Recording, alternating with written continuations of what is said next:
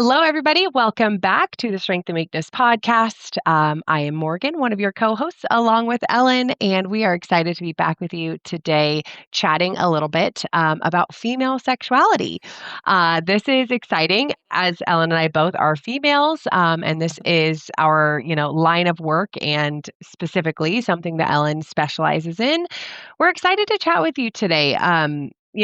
This came up in our conversation around one, questions from, people that are a part of our ministry, but also we thought that it was just an important topic to talk through because I think there are some things that are maybe unclear to people.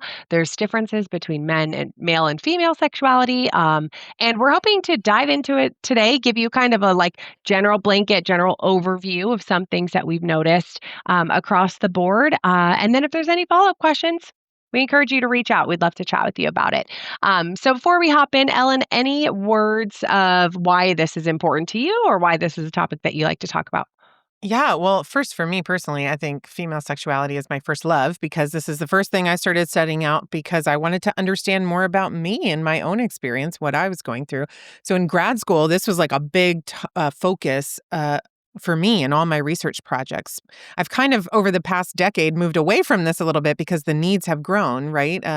First, it was transgender that I needed to focus on because that was becoming more and more, not popular, but more and more of a focus in our ministry.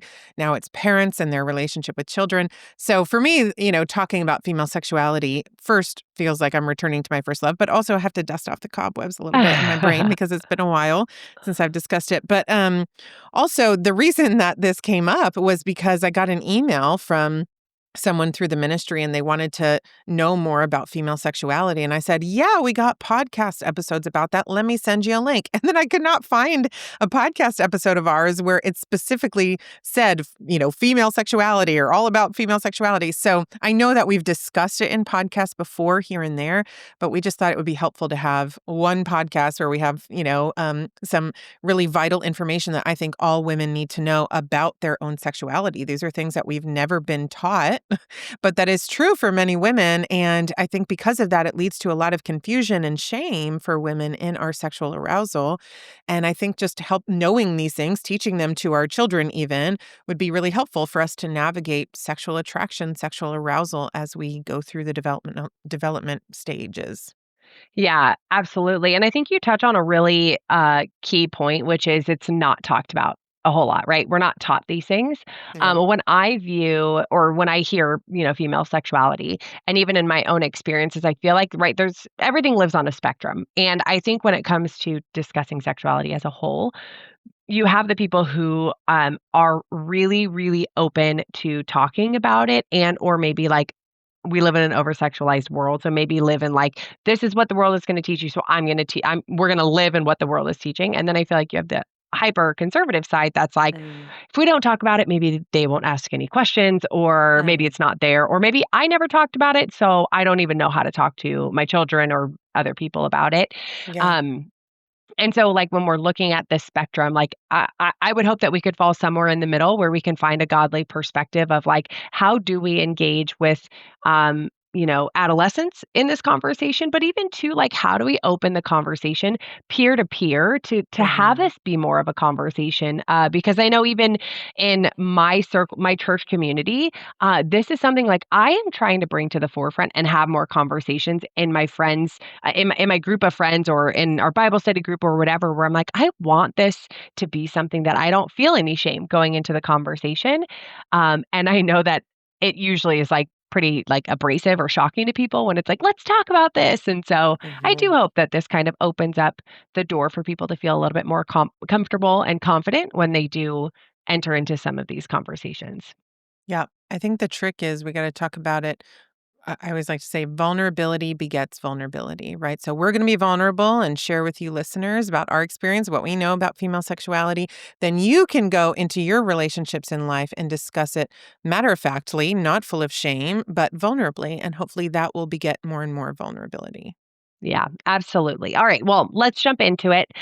Today, we are going to talk about three main subjects or topics when it comes to female sexuality. We're going to talk about the idea that female sexuality is broad, female sexuality is fluid, and then female sexuality develops later than men's, leaving it vulnerable to more influence, environmental influence. I always love to tell people where we're going. It's kind of like a three-part sermon, if you will.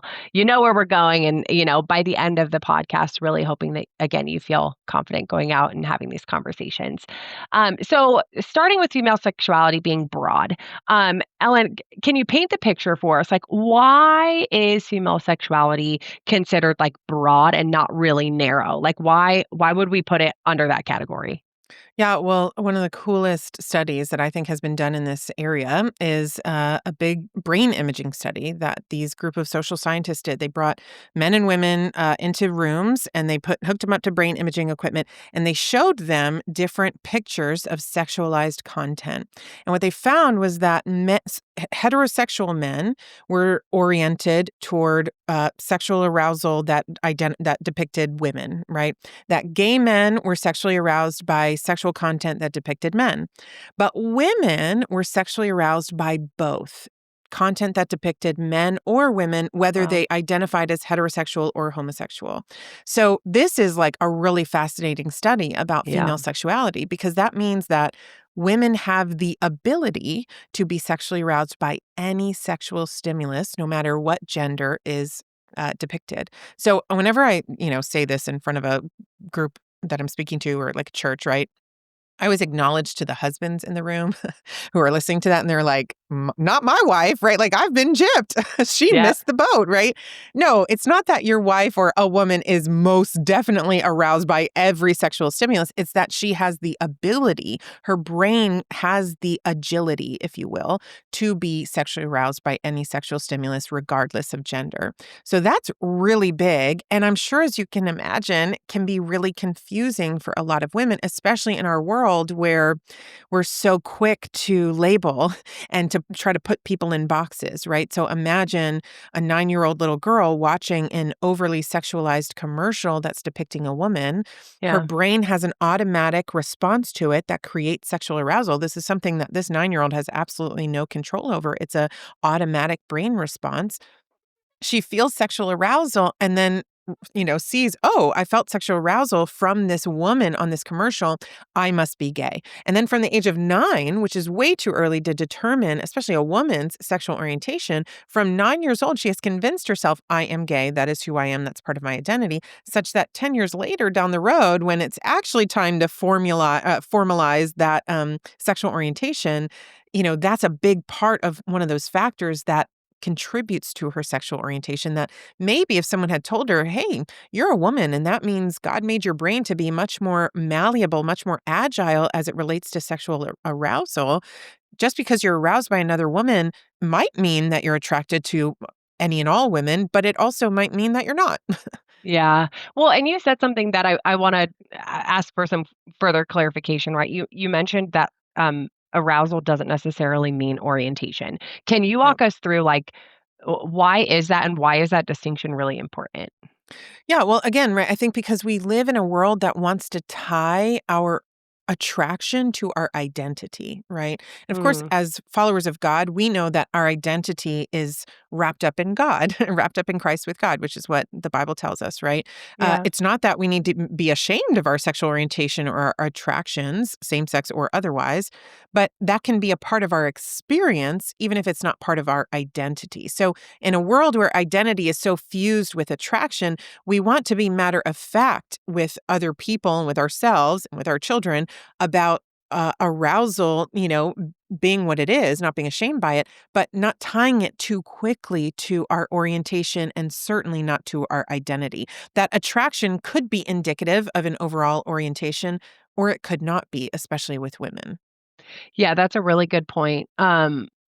That's a really good point. And I think it's important too to, like, call out even in our own personal experiences where I think even at a young age, I had a hard time separating the attention that I liked, as a young aspiring basketball player where it's like, "Oh, I'm getting all this attention from male and female, and I'm enjoying the attention," and I couldn't decipher whether that was attraction or the desire for attention. And I do think that you're right, where it's like some of these experiences at young ages where that can, spark different parts of our brain, how then it can be confusing, especially if you don't have a safe place to talk about it or like, "Oh, Yeah. this is interesting. I felt this," or somebody to help us navigate that or even ask, leading questions of like, "Oh, how are you feeling about, all the attention that you're getting? Like, is that different for you or how does that make you feel?" Um, I can see how that reflected and played out in my own, personal adolescence as I was kind of forming, um, my own development, if that makes sense. Yeah, I think when we were coming up, right, it was more of a shame-filled thing. At least that's what I felt like, "Oh, Yeah. no, I felt sexual arousal over another woman, and that's bad," right? And had Yeah. we been taught, "Hey, first of all, it's not bad to be attracted to the same sex. It's what you do with it that makes it, glorifying God or not. But also, your attraction just is, and it has the ability to be attracted to women too. Maybe we wouldn't have felt so ashamed. I think now the tides have changed a little bit, and now it's kind of like, oh, yay. I feel attracted to women, and that Yeah. means I'm part of the LGBTQ community. I can claim this as part of my identity, and that really helps me feel more validated in a world that really that really helps in a world that appreciates people who are marginalized, right? And so when you can identify as part of the LGBTQ community, especially as a young girl, it kind of boosts you up a little bit in terms of your social value. Mm. So I think again, right, like if we teach our children who are going through this, hey, your arousal template is much more broad than you think it is. You have the ability to be aroused by women and by men. That doesn't necessarily mean that it creates your sexual orientation, though that could be indicative of it or not. Then it could allow young women to say, okay, I feel attracted to women. Let me see if I also feel attracted to men. And that doesn't define me, right? Yeah. Yeah, absolutely. That's great. Well, let's transition to the second point, that female sexuality is fluid. Yep. So this is interesting too, as we're looking at like it's both broad, but what I've also heard you say is that it's agile, it's malleable. There's a lot going on where it's not just one directional. It Yeah. really is. It can shift, it can change. Like help us understand, like, why is that? And, like, what are some key indicators and influences that, like, might, impact that? Yeah, well, first, I think we have historically only studied male sexuality. So that's why we just have really misunderstood female sexuality for a long time. And I think we originally understood that male sexuality had no fluidity, that if men are attracted to other women or other men, that's how they will remain for the rest of their lives. And we have since discovered that actually there is some fluidity in male sexuality. But we've also discovered through the work of a lot of people, but kind of the big instigator of all of this is social scientist named Dr. Lisa Diamond. And she's a lesbian psychologist who's done a lot of work in this area. And she's discovered that female sexuality has a lot more fluidity than we ever realized. And so Interesting. she did this 10-year longitudinal study where she took, I think it was 100 women, and she checked in with them, periodically throughout this 10 years and asked them what their sexual orientation was during that 10-year period. And what she found is that over the 10 years, many of them changed their sexual orientation status, and when they changed it, they typically broadened rather than narrowed their potential range of attraction. So instead of lesbian, then they moved to bi, right, or pansexual. And so what we see is that again, women have that breadth of arousal in their brains, but also this fluidity throughout their lives of, the relational lives of not changing who they're attracted to, but kind of broadening who they have the potential to be attracted to. Yeah, go ahead. I was just gonna ask, I think one of the things that, like, even looking back on, like, my own experiences, is that primarily because women's, attraction doesn't isn't just driven by like physical attraction, but also driven by emotional attraction. Because, like I said, for me, it was never the person; it was more of the emotional connection that I was feeling, and then the attraction formed after that. Because Yeah. even looking back now, I'm like, that's interesting. Like, I don't know if I would have chosen that person for myself based off of attraction. So what was it? Oh, interesting. It must have been this like emotional connection that drove that. But, yeah, I'm curious, like, is that why it's different for women? Yeah, well, I want to be careful not to paint with too broad of a brush here because I do think that, this is not the case for every woman. Some women are mainly aroused just by physical influence, right? So, but I think, yes, you're right. Unfortunately, Dr. Diamond has not given us an explanation as to why this fluidity exists because it's really hard to prove that. It's hard to prove Sure. why you're attracted to someone, right? And why We did that change? Yeah, exactly. We just don't lack the scientific ability to do that, but we have seen, in science that women's sexual, arousal is very influenced by their sense of connection with their partner, right? And Interesting. so this makes sense to me that, yeah, women, we tend to be much more relational. Again, not every woman, but most women tend to be much more relational.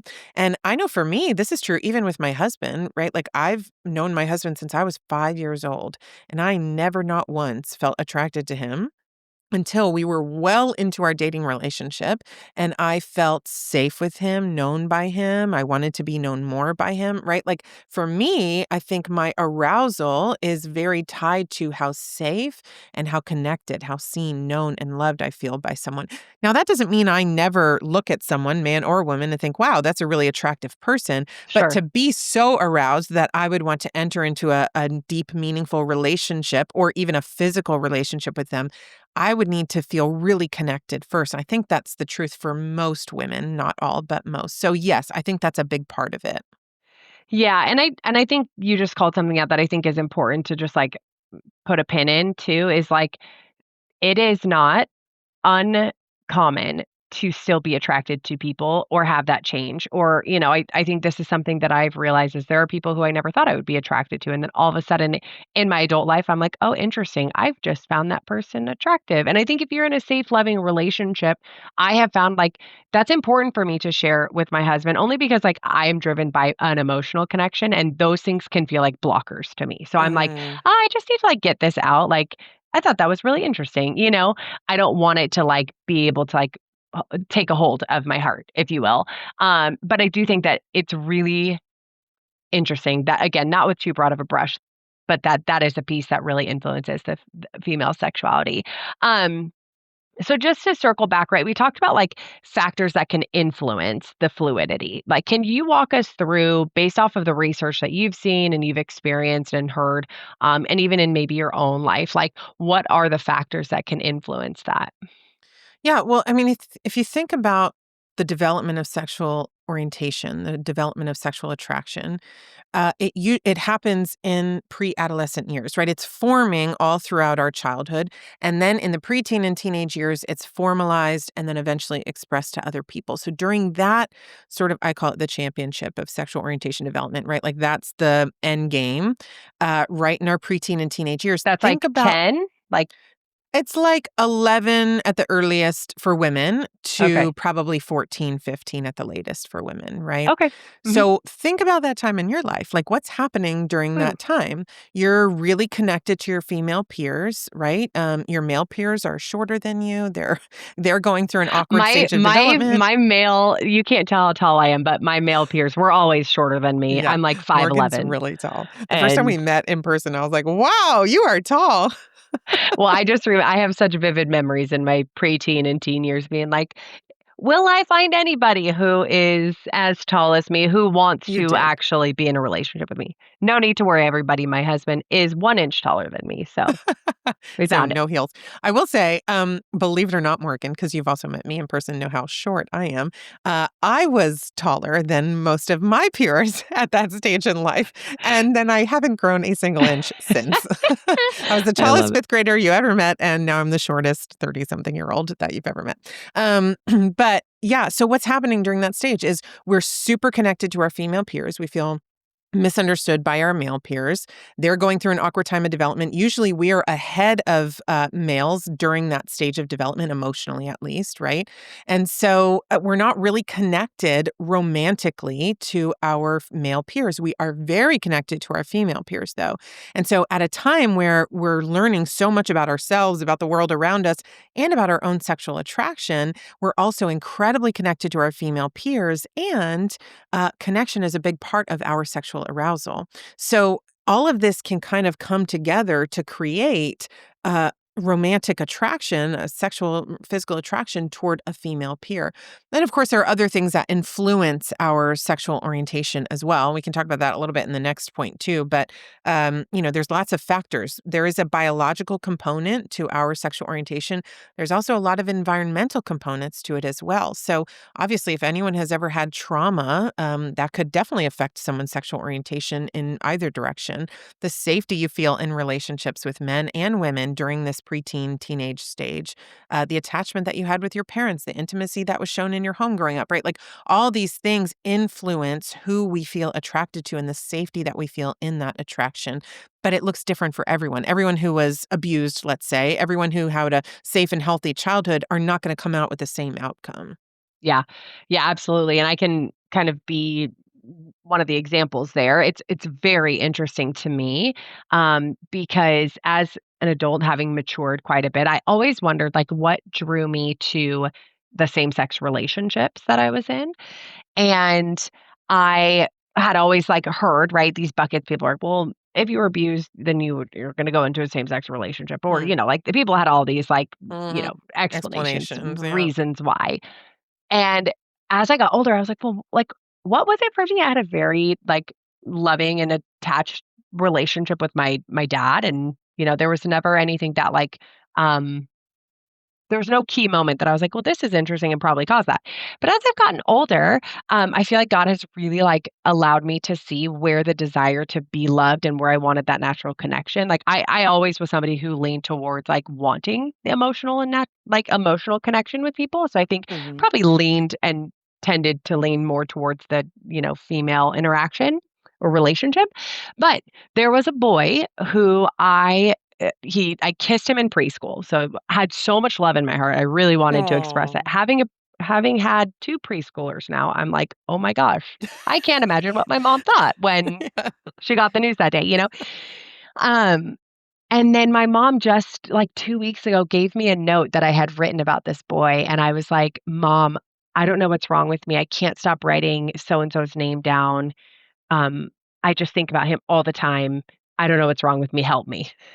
Aw. And I think what I've started to see is and he never chose me, right? Like, he Mm. always we were always best friends, and then when we got to high school, he actually picked my best friend over me. Oh. And when I say I loved him, you guys, like, this was from preschool until 8th grade. We went to the same school, went to the same high school, and I think what I realized was that there was this desire to be known, to be seen, to be chosen, and I Mhm. wasn't getting it from him who I had chosen him. I'm like, "We are going to be together." Uh-huh. And it didn't work, Mhm. and I think now in hindsight, I'm like, okay, I don't fit in this box that everybody wants to put me in, as an explanation of why I chose to go down the same sex relationships. But um, I can identify that, like, I was really looking for that emotional connection. I was really looking for somebody to choose me and to love me. And it was outside of my nuclear home, which is really interesting because all my buckets were filled in that area. So Mhm. I just like kind of like a note to people who are listening who are like, oh, interesting. I don't fall in any of those buckets, but for some reason I have these attractions too, or you can find myself in same sex relationships or know somebody who is like, don't just automatically put somebody in a bucket because it could be different for everybody. Yeah, and I always explain it, and this will take us into the next point. I always explain it like this. I use a cup usually as an example, but studies show that for every characteristic that any of us have, there's a biological component. So think of it like a cup, right? Maybe for me and for you, let's say I had a 60% chance or biological propensity toward same sex attraction as an outward characteristic. And then 40% of my environmental influence. So that could be things like trauma, but we already said for you and me, all of our buckets were filled at home. We had no major trauma growing up, right? I think that's easy for people to section off like that. Oh, they had trauma. That's why they're same-sex attracted, because it's too scary Yeah. for them to realize someone who grew up in a very healthy, happy, spiritual home, God-centered home, could also grow up to be attracted to the same sex, right? Like Yeah. that's not only born of trauma. So for me, 60% biological, and let's say that rest of that 40 environmental influence for me, I mean, I don't know all of them because I'm not aware of all my environmental influences, but some of them that I'm aware of are I grew up feeling really insecure in my femininity. And I think my fascination with women was like as a way to try to figure out more about me and my femininity and make sense of it. Also, I just didn't feel safe with men, not physically safe, but I just think emotionally, I never knew where I stood with men. They didn't make sense to me. And so that's why I was more drawn to women. I could make more sense of their reactions, their responses. They were more emotive with how they felt Yeah. about me. So I knew where I stood. I felt more secure with them. So I think, that those things and other things help to make up the rest of that 40%. And then it flowed over into an outward characteristic. So I think for everyone trying to make sense of this, there are biological predispositions and there are environmental predispositions, but those environmental factors are not always big, scary trauma Yeah. environmental factors. Sometimes they're really little innocuous ones, like seeing a sexualized commercial of a woman growing up and feeling sexual arousal over it, right? That's like nothing you can control. It's something that every person has exposure to pretty much. And some people that, helps to fill up their bucket for same-sex attraction, and some people it doesn't. So I think, Yeah. we're trying to make sense of how this happens. I think that's good because we want to understand how this happened to us. I do think that there's a point where we say, that's all I can make sense of. The real Right. question is, what do I do with this, right? Yeah. But I think, bringing this back to female sexual attraction, what's really interesting to me, speaking of those environmental influences, is that women's sexual attraction, their sexual orientation, is not formalized until about 2 years after male sexual orientation. So there's all these milestones that little, girls and boys go through in their development where they recognize who they're attracted to, they feel that arousal, they, formalize their orientation, they express it to other people. And girls and boys are pretty much on the same path, right? About the same age are going through some of these, except for their formalization. So men are usually Interesting. formalized in their orientation at about the ages of 11 to 12, and women usually aren't until about 12 to 14, usually 13, 14 is more like Wow. it. So that means that women have influence in those environmental areas for 2 extra years beyond men, where trauma, where commercials, where peer relationships, where, distortions at church or in our community or on social media can influence that sexual orientation that's forming. Which is really interesting from a timeline perspective because that is when they're exiting middle school and going into high school, where I feel like that makes a lot of sense for me because when I got to high school, I feel like a lot of boys already knew like who they were. They liked girls and they were like, "Hey, Hmm. I have a crush on you." And then you see a lot of girls kind of like, "I don't really know who I am my freshman and sophomore year. I want a lot of attention. I'm trying to get Exactly. attention from everybody." And then when they hit junior, senior year, you start to see some of that like formalized, like you were talking about. But that's such a pivotal transition. Like there's a part of me that when you said that, I was like, I will hold my daughter close to me until she's 14, like, and Yeah. really keep an eye on the things that are impacting that formalization. Yeah. Yeah, because think about it. My first sexual experience was with a woman. That's a huge environmental factor that influenced that overflow of this outward characteristic, right? So during that time where I was trying to figure out who am I, what do I believe, who am I attracted to, what do I want out of life, right? You're right. My male peers kind of already figured not all of that out, but they at least figured out the sexual arousal part, who they're attracted to, what they're oriented toward, right? I had Yeah. not figured that out completely yet. I was still kind of wafting in the breeze with that. But Yeah. then, boom, my first sexual experience as I'm figuring that out was with a woman. So, what does that do? It creates a neural pathway where your brain says, this is what romance is. This is what sex is. This is what sexual arousal is. And so Yeah. then now for the rest of my life, I'm, in a sense, fighting against that really primitive neural pathway that formative neural pathway that was created as my first sexual experience. That's a huge environmental factor. Now, that obviously doesn't mean you and I are proof of this. That doesn't mean that we're, oh, well, we formed that neural pathway and that's the way it is forever. Yeah. We are both happily married to men, right? Who Yeah. we each bore children with. So obviously it is possible to not be stuck in that neural Yeah. pathway. Our brains are also very malleable, but that is a huge environmental influence. And so I think a lot of times I hear parents and certainly children say, oh, you're young, you can experiment, right? Experimenting can be really, I don't want to say dangerous, right? I don't want to um, give into that old, purity culture where it's like, this'll kill Yeah. your heart, right? Any God can work through anything, but it can be a really important environmental factor that absolutely affects sexual orientation development. Yeah. Yeah. Absolutely. Oh, what a rich conversation. I really appreciate your insight, and I think we get to benefit from all the hard work you did during grad school. So thank you. Good job, education. But as we close, I want to kind of lob this question over to you. Like, what would you want the listeners to walk away with today? If they didn't listen to anything else we talked about, like, what would you want to leave them with? I think, kind of like what we mentioned before, that this is all really helpful information to try to understand yourself a little bit and how your orientation developed, how your children's orientation is developing.